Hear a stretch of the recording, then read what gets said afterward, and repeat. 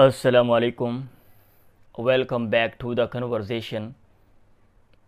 In his recent video, while reviewing the different versions and recitations of the Holy Quran, Dr. Drjaysmith has presented some errors and contradictions in the Holy Quran.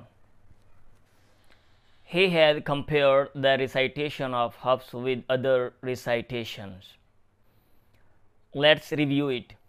He first refers to the second surah of the Holy Quran, Surah Al-Baqarah.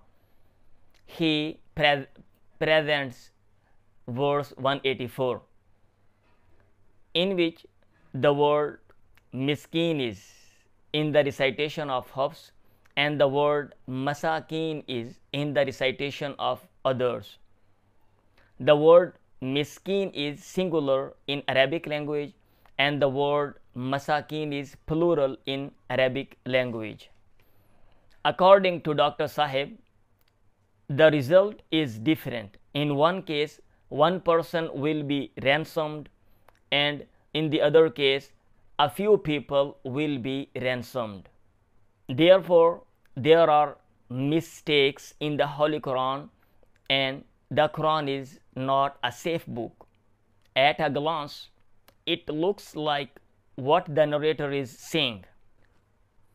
But I request the respected doctor to study those sciences and arts which are necessary for the study of Arabic language, as it is necessary for the study of every language. Let me guide the respected doctor and explain the matter. The word miskin is singular. It has tanween. Miskinin, tanween. Tanween is used for many purposes. Here, the tanween is being used to describe the species and type. And a species consists of one individual and many individuals, one person and many persons. Thousands of examples of this can be seen in the Arabic language. Viewing the page on the screen, please see the bottom line. See the bottom line. How we determine which the tanween is. How we determine. The question is how we determine which the tanween is.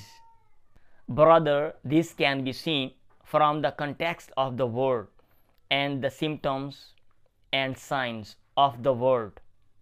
So, this means, in simple words, God is saying you have to give ransom to the poor and no one else. Also, we have to look at other places and ahadith to explain the matter. Very important. You will have to study the linguistic books to find out what factors are taken into consideration to interpret a text. My question from the respected doctor: is it a unique behavior of the Muslims to take these things into account in the interpretation? If not, then why are you telling lies and misleading the simple people? See you again in the next video. Goodbye.